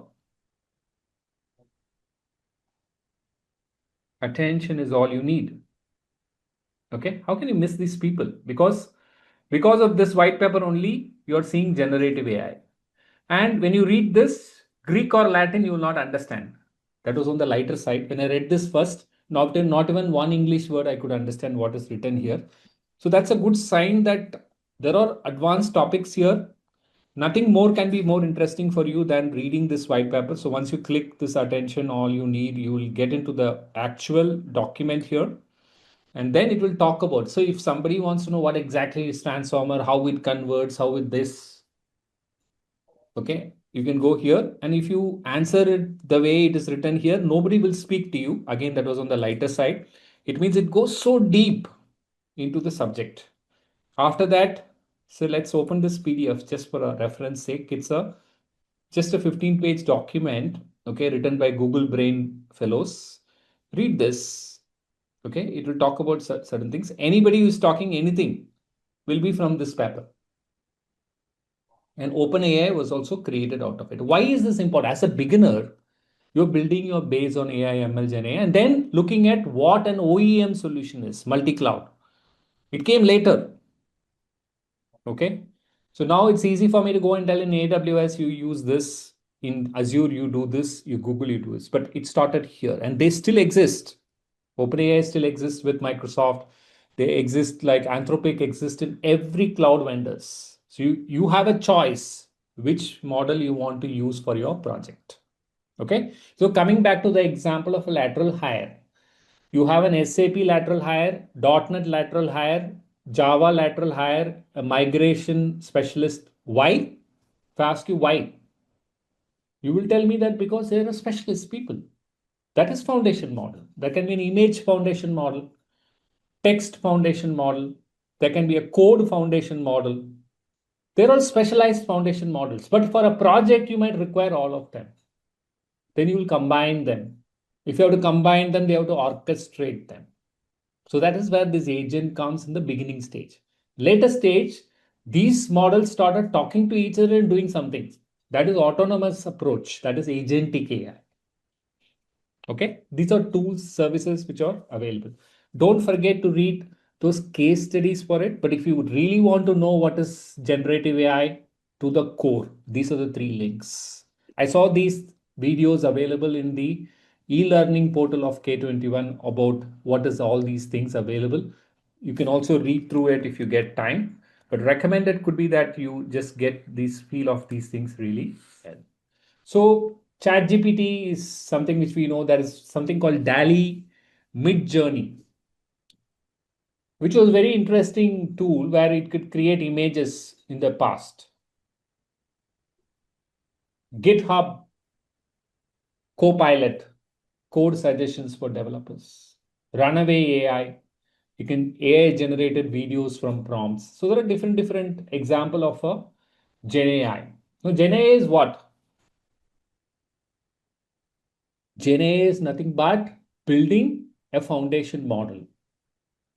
And this foundation model has got billions of parameters of data. It's not one or two. Imagine Meta is releasing some data. How much data it has got? Anthropic is releasing another foundation model. This foundation model is like a lateral hire.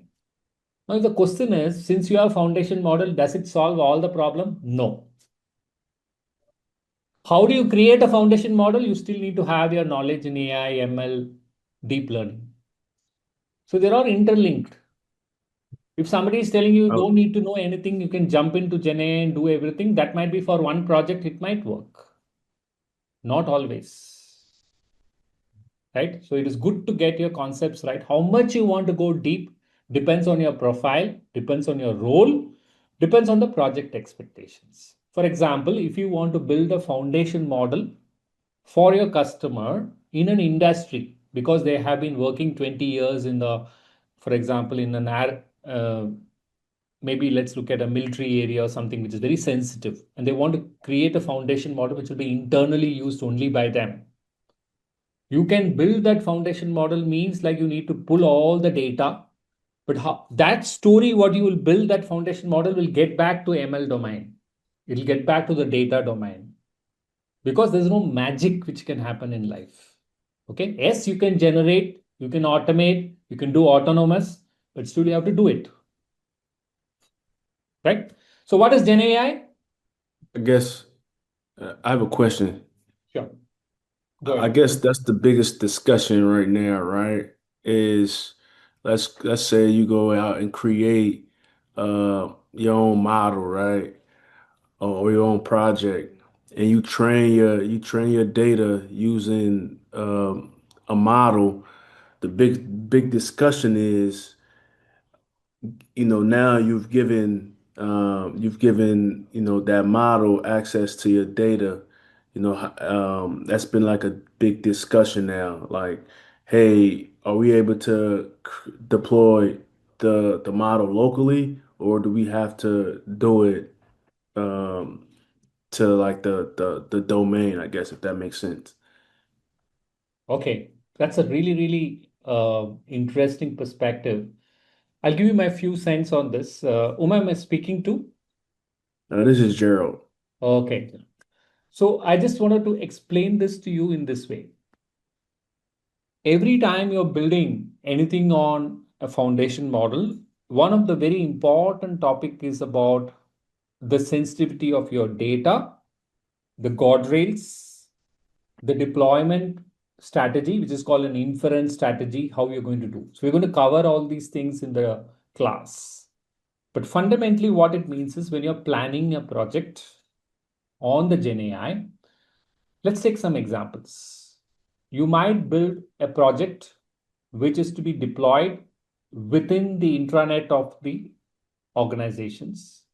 So in this, the context will be completely on the inside the organization you're building the foundation model, even though you're providing the data. But if Hmm. you're taking it onto a public space, you must restrict it this level that your data is being published, but you don't want to share certain data which might be kept. So this is called as a concept called security. So we have a separate class for security, identity, compliance, Hmm. guardrails. How do you build security into the Gen AI project? How do you do deployment strategy? It's a separate topic for an as part of a non-functional side of the project, which is absolutely more important than actually creating the foundation model today. Because the data goes away, then you look like everything is gone, right? Yes. Yes, there are ways to do that. Because in the past, maybe I tell 1.5 years, when I started with my first Gen AI 3 years back, it was really raw. People did not know what they're doing. So now, if you really look at first, there's boundaries through the VPCs. On the boundaries, we have this encryption layer. On the top of it, you have the data strategy. On the top of it, it comes to the Gen AI world where you're building your guardrails, then you're telling which data can go, which query can be asked, and then you can start restricting what content should go up and etc. So that's a multi-layer approach for you to really build that security. Did I answer your Okay. question? Yes. Thank you. Okay, fantastic. So here you can see a kind of an definitions of Gen AI, even though we discussed a lot, I just wanted all of you to be with me. It refers to a model that can create new content. If you want to know the list of models, we'll come back to it in a short while. Plus, understand the type of the model is where is like a lateral hire. So you will not ask me a question, why do we need three lateral hires? One for SAP, one for Java, one for... Similarly, there are very, very focused text models, very, very focused image models, very, very focused audio models. But what is happening in the world of commercial packaging is people will mix it up until there's a multi-model. You can do A plus B, you can do A plus B plus C. All this is going to happen. There will be overlap, there will be intersection. There are more than 800 people who are giving foundation model today. The day I started, there were only hardly 10 models available. With DeepSeek coming in, we are talking about models getting little more thinner in nature, but very powerful. And then now we're talking about models from a world like Grok, which is able to almost take us to the lift. So just really don't bother about these noises. For us, what is very important is for a customer, what are we trying to build? That's why the Google link which I gave you, what are they trying to build for your customers? For that, what should I do? I should know which model is better. Then I should know how to go to the front end and ask a prompt to get those information and then package it into a place where I can really quickly do that for my customers. Okay, but today the capability is so high. I will show a demo of some building a site in 5-10 minutes tomorrow in the GenAI, so that will be very interesting for you to know. But the point is, after you build that, you can do a lot more value addition to you. It is not that it generated and I don't have work, but all my building blocks, boilerplates, everything is available for me on a quickly. And then I'm just focusing on my customer, looking at their requirements. That's the world of Gen AI. So imagine for a media person who is generating all the audio, videos, marketing campaigns, everything together. That person's job who's just been mundane, trying to do things, his job is lost for sure. But if he's taking the video and looking at innovation on the video, oh, ChatGPT generated it, but I'm not happy. I just wanted this, I wanted that. Who will ask those questions? So this is where we will come in as an architect, as a builder, as a leader to really think a new way of trying to put together all these informations. So in simple word, this is the definition of Gen AI. You can ask Gen AI itself, what is Gen AI, which is ChatGPT. It will give you a lot of information. But based on what it is doing, it can be classified as a text models, image models, music composition model, video creation models. The lines are getting very thinner over a period of time. Same model is able to do multiple things. So you can't generalize it. These are very generic thing. So the question Sakshi is asking, can we extend a foundation model? Absolutely yes. Imagine you are having a text generation model, okay, which can answer any questions you give in text. It's able to answer. We'll see a small demo of it at the while. But if you want to really have some purposeful use of the text model, it has to understand the context of the enterprise. I'm just taking the name for the sake of, suppose you want to go to Walmart and build a small GenAI bot which will answer all questions about inside the visitor space about the Walmart, what is available, what is not available, totally in a very, very intuitive way. Now, what you can do first step is to pick ChatGPT's model GPT-4 and tell this is the model I will use. But it never knows anything about Walmart. So you have to take all the enterprise data and extend the model. If you don't extend, you will only get general information. Only by extending that with your base model, you will be able to make value to the end customer. That is called with an interesting word called RAG, retrieval augmented generation. Basically, it is to get an enterprise context to the foundation model. So you can extend the model with RAG. You can extend it by writing back into it with a lot more new data. Okay. Making the model unlearn it from it is very difficult. Okay. All these are possibility. So Sakshi will be going through what is foundation model. When you go to implementation, you will know what a different way to extend the model. So by retraining, domain training, by using RAG, by using prompt engineering, there are multiple ways to do it. Okay. Foundation model will be given by the provider. After that, you all feel free to take that model and customize it for your project. The provider will give you the model. It is not stored on the provider. You will be able to take that as the base model and then be able to make changes to it and adapt it to what you want for your existing project. Is that clear, Sakshi? That's a very important question, that you understand there will be a base model, there will be an extended model, and the base model can give you generic things, but extended model can make it very specific to the enterprise. And while you're building those extended models, there are a lot of learning will happen on the AI side. because the algorithms what you will use to build those extended models by retraining it with new data, enterprise data, domain data, you have to retrain the models. Okay. Yeah, I had one clarification. Sure. So when the like I have used one model, so I call the OpenAI key, I use the OpenAI key and the API. I use the API to call it, you know. Hmm. So when I do that, at that time, that foundation model is stored on OpenAI only, right? Like Hmm. I don't have access to the model data or Got it. the model file or anything. So to extend it, we will have to get that file and install it on our server, right? You're right. To So extend it. basically, that's a very important point.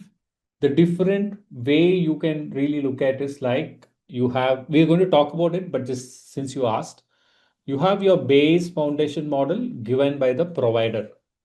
So you can go to the client side, which is prompt like ChatGPT, ask a question to it. You don't like it, you're a developer, you can go to Python, Boto 3, or any of the frameworks. You can wrap that same, create that instance of the foundation model like a programming, and then call through the interface some queries which will return from the model. But when you're doing that part, you're not changing the behavior of the model. You're working from a client side to extract from the model. So when you're composing the model for a project, you must be aware what is the capability you're looking at from the foundation models. So that will make you decide whether you want to use the standard model or do you have to go for the extended model. If you feel standard model is good enough because you're just building a travel site which will just give information about a country, where to go, what to go, those data might be available. But if you're building the travel site inside bookings.com, which is to get insights about what are the customers doing, some sensitive data is there, some people are not booking and canceling, you want to get those sensitive information, you might just tell that I want to pick the base model which bookings.com is using and make some changes, and then I will start writing the queries. So Sakshi is the person I'm talking to. Did I answer your question? And the model and I download the model on my server. Is the data safe? Can open if I'm using an OpenAI model, I download it and extend it, and I use No, you RAG. don't have to always download it in onto your system, because today we have something called small language models. Okay, we'll talk about these things, but in a simple words, when you are building your FM, you can extend it via the interface of what is given to you, like a tool. For example, Bedrock or a Vertex AI will give you a way by which on the cloud itself you can make changes to it and deploy it so that from the client side you can access it. You don't have to download it. You will download it. For example, I'm currently working on a project where don't need the big foundation model, but I want to use a shorter version of that big model, which is called SLM, small language model. In that case, I'm downloading it and then using it with the data, which is not really recommended. You always should extend the model via the cloud and deploy it there. Did you get what I'm trying to tell, Sakshi? Okay, I think she had some audio issues. She may be back. But look at this slide as we speak. Generative AI has got four Yeah, parts. yeah. I wanted to understand if this is secure. Yeah, yeah. Am I audible? Yeah, yeah. I think voice is a bit shaky, but I think you're okay now. Go ahead. Is it secure? It see again when you download it to your system, you have to be in charge of the security because you're providing the service to it, but it's on the cloud. Okay, let me just show you just to give you a good understanding about what you're asking. Suppose, okay, I have something open, so I will use this. Suppose I use Bedrock. Just example. Okay. Okay, so once I sign in here, this is just a good thing. So I have these models, right? So this model catalog where I can see all the model. So this is all the models which is available, right? From all the vendors, like all these are available. Now we'll just get address the question what, because we're going to see all this later. You can see come down, there is something here. You can see a concept called custom models, imported models. So in custom models, what it means is you can take the base model and then you can do distillation, fine tuning, pre training. And that model also you can deploy it, okay, into the AWS or Azure or GCP. So don't really worry about what I'm just explaining what you're asking in a simple example. The base foundation model, you will have some options available via the cloud providers to customize it and deploy it back into the cloud provider so that you can use it.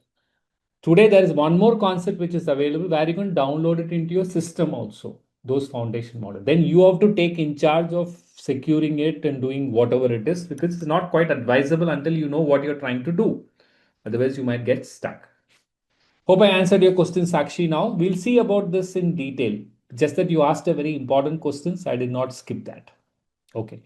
Coming back, these are the 4 words which should be a bread and butter for all of us: GenAI, foundation models, large language models, and ChatGPT. We'll talk about this more and more as we go. GenAI is a technique that learned from data about artifacts. Foundation model is a large learning models. It can be any example you take. A LLM started with more of like a text-based model in the past. And then it became foundation models because it can do multiple things, so multi-model kind of a thing, right? So initially it was more on the text-based. It was called large language models.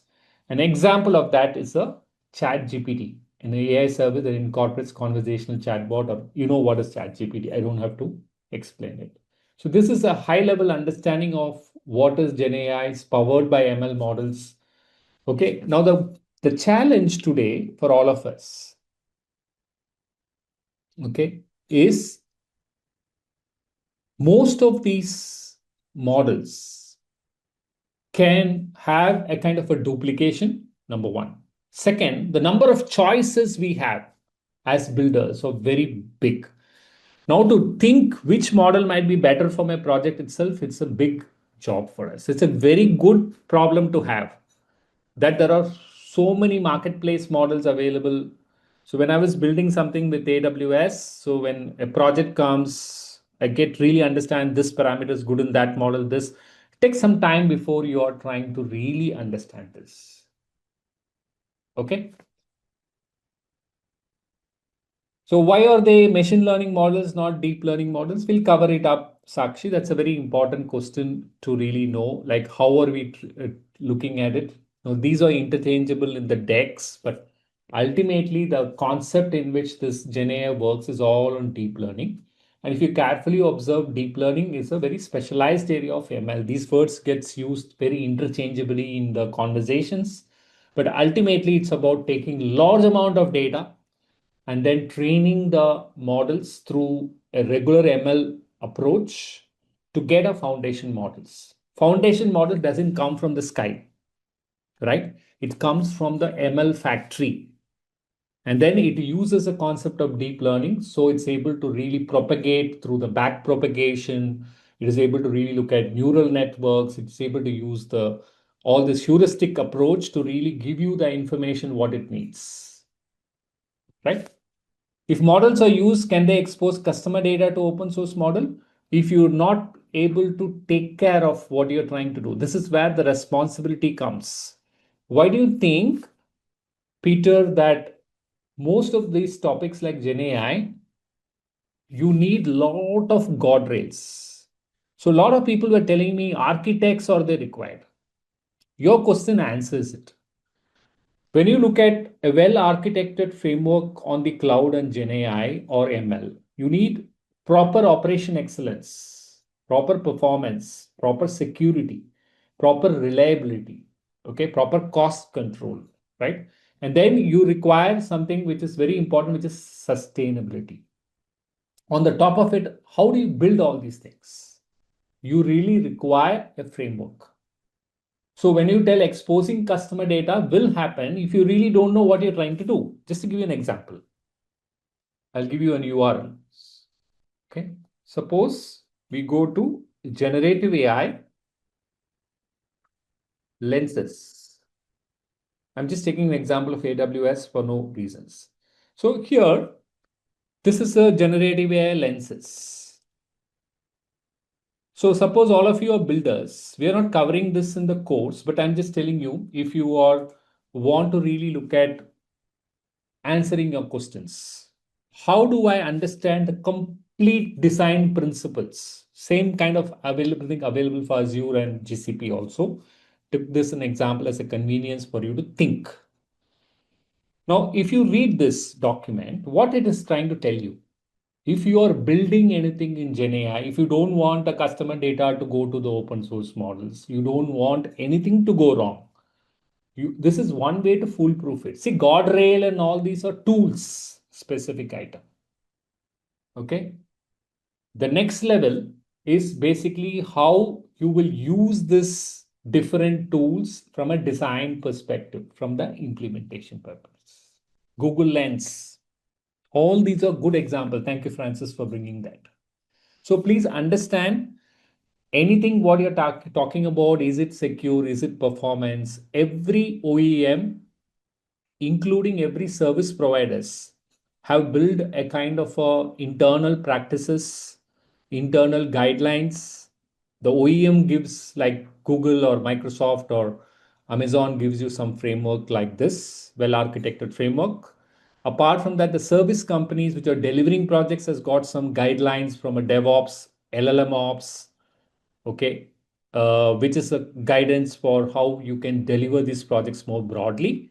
And then on the tool level, there are some kind of items Well, that like framework, frameworks. You're right. So all these are very complex topics. So you need a 500 hours kind of a session to really cover all these things. All these are not required. Ultimately, what you need to get is a building block of the cloud for the AI, for the ML, and then look at what projects, what use case you're going to deliver in your job. So quickly get to a job, quickly get that. And then once the rollout happens, then you can go deep into any of the topics. If you're a delivery person, you must drive deep into that area. If you're a builder, then you might work on the API level kind of thing. But broadly learning all of them on day one becomes very difficult, right? Did I answer your question? I think it's a very important question which was asked by, I think Peter asked it, and then Dummy was like, do we have other tools we need apart from Guardrail, right? So this is frameworks available. There are, apart from Guardrails, we have tools which are APS specifics available. A lot of things are available. so the so the best, I guess, method would be to learn each area. Starting out with one area and building that knowledge, and then going and do something else. I think I understand. Yeah, that's kind of the advice you're giving. Absolutely, absolutely. So the way I would recommend if you're a learner is, like for example, today and tomorrow, get a broad perspective about what are these things. And then you're picked up an OEM. Typically, you'll be in an AWS or a Google or a Azure class. Go deep into a tool. So even if it's a beginner, when you start doing it, your understanding will become far better into how these things are working. And once you know one tool properly, okay, and then look at some projects or POCs or something, which will drive you to make you think like, no, how is actually implementation happening? So that's when you will learn a little more in terms of multi-cloud. You learn about architecture things, etc. With all this, what happens is your that knowledge gets assimilated. The idea of you can't pull all these levers at one time because you need a lot of time. So what you do is to get smartly into get the basics, get into a OEM, get some certifications, and try to look at a multi-cloud approach because just get some hands-on into multiple cloud. Get started somewhere. From there, there is a never-ending process because there are new things coming in. That's more confusing. So this is the best way to really learn. Okay, let's move on. So what are some benefits of GenAI? I don't want to read English. You can read it yourself, but ultimately there are a lot of use cases for generative AI. I want to cite some examples of what I have done more than what is listed on the slide.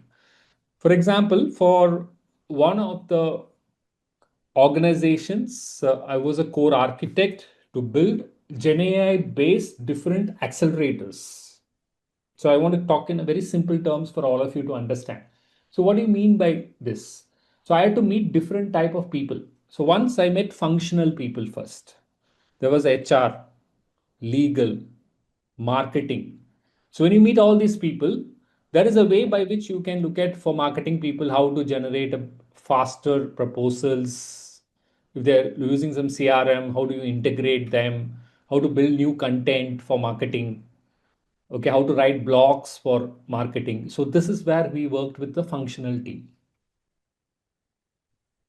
Okay, then once we moved into the team which is basically on the industry people, we started looking at that company is very strong on some industry, how they can create their own foundation models on that particular industry so that it can be used by themselves, it can also be used by the world, so they can create a revenue model. So when we met with the CTO of the company, they want to create something very, very different for the organizations. So the stakeholders, like functional stakeholders, the creative, the innovative technology office, the business leaders, there can be people who are creating new models for marketing, go to market. So you can take the same thing and build multiple things for your customers. So you can personalize, for example, what's listed on the slide, personalized customer interactions. You will be working with specifically the head of marketing. So they will be thinking about how they can do that. Generate some novel ideas based for your business. Okay. How to adapt to this new model. There might be some chatbot which is running in the older chatbot. You can migrate all those chatbots to the new foundation models, which are more smarter. Okay. These are examples.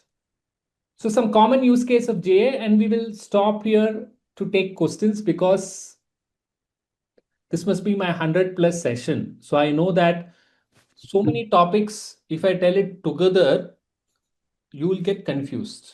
So we want to go slow and steady because we only have these two classes to build the foundation. I can't go very slow also. We will take some questions after this slide so that you can ask something so that you have to be aligned. Don't worry about that, no, will I learn? Because these two classes is just for you to know what is AI, what is ML, DL, GL, some use cases, broad understanding so that you're ready to get into the tool. So that is why we are not getting too much hands-on in this, because if you get hands-on, you'll get more confused because I have to show you so many things. It will become vendor specific. The reason I gave you OpenAI, I gave you Anthropic. These are really good ones to really know from an open source perspective. Just learn broadly about the subject. So these are some examples given on when to use creating new content, enhancing creativity. For example, I worked with a director of music, somebody who's rendering music, and he wants to really build something through the GenAI. You want to create a new tune out of what is available existing, right? So that's a very bad plagiarism, but today it's possible for the Gen AI to give you so those kind of a very innovative tunes which you can just make some changes. It's possible. Personalized content. Okay. So some of the use cases: image, text, audio, video. We look at demos of all these things when we get into that specific sessions. But you must know, suppose I tell that Robert is in the class today, has to build an image generation algorithm without GenAI. How much effort will he take is the question you should think about. Okay, it will take him a week's time before he does that project. Today, if Robert uses GenAI, he might be able to do it in 5 minutes. But will it meet the customer requirement? No, because the customer might want this size, this shape, this, which he will work for another 4 hours. But he has saved 1 week and spent 4 hours value time with the customers. In the previous case, 7 days of billing plus 4 hours, which was more valuable to the customers. Here you are not doing anything like infra, you are not doing anything like building the base, nothing. So so many use cases. Refer to the Google link which I gave you, which has got a lot of Gen AI. Read them. Refer to the AI ML use case from the Azure. Refer the Amazon AWS if you can read a couple of them. read the chat GPT overall, what it does, read the white paper, which is attention is all you need. And don't expect all of them you will understand on day one. If that's so easy, it's not easy. Take some time, but you'll be there because all of us started the way you started. It's not difficult. Okay. Now, some quiz and open for Q&A. We will continue this tomorrow because we have topics to cover and close for this basics, because we're going to have different tracks after this week. For that reasons, we want to complete this by it. Go for it. Okay, so what does generative AI primarily focus do? I think most of you are on track. Generative AI will generate new content, text, audio, or code based on the patterns it learns from existing, like GPT models. Like now, don't feel creating model that classify or predict data is basically a process. But what is it doing is generating new content. So the answer is B. For people who are writing like you're new, you're old, it doesn't matter. The time you will take to brush up what is covered today and tomorrow might vary based on how you came in. If you're very, very new, you have to put that extra effort before the next week starts to learn more. If you already know it, just brush up these links quickly and get into the hood. Okay, we'll take other questions which you're asking later. Let's look at one more question. Fantastic, you're pretty fast. We will not spend time to really waste. I think all of you are on track. We will continue from the FMs tomorrow. We'll talk about foundation models and go deeper into it. Because it's the first class, hope all of you liked what me and Shahid was trying to tell. First thing was about what happens. Let me just give you a very simple explanation. Today and tomorrow, the class was meant for people who are 0, 10, 80, 100 to bring all of you into one same page and tell all of you should know the basics of AI, basics of ML, basics of GenAI, some of the use cases where it is used. Okay, know little more about OpenAI, little more about some of the models, little bit here and there, a broad knowledge. This covers tomorrow also, where we will cover. After that, we are getting into the tracks. So in the track, we will be getting into that tool perspective, because if you are on the Amazon track, AWS tracks, we will not start from the base concept of the cloud. So we assume that you have some knowledge on what is EC2, something like that. Okay, if you don't know, then it will take, you have to brush up a little bit after the class 1, which is next week. Then you will catch up. Don't worry about it, but whoever is very new, you have to put that extra effort. Whoever knows it, you can just ignore and move very fast. That's the difference you will find based on your audience profile. Okay. So that's all for today's video. Now that we have covered core AI, machine learning, deep learning, and GenAI basic concepts, along with the real-world industry use cases, I hope you have a clearer understanding of why mastering these basic concepts is essential for your career growth. Also, stay tuned for our next video on the series, where we will cover foundation models, transformers, and prompt engineering in detail. Also, before you go, don't forget about the free 90-minute masterclass we are hosting, where our experts will guide you through a proven 3-step framework to help you land high-paying jobs in AI, machine learning, GenAI, data science, and Agentic AI. So make sure to register through the link in the description below. Thanks for watching, and we'll see you in the next video.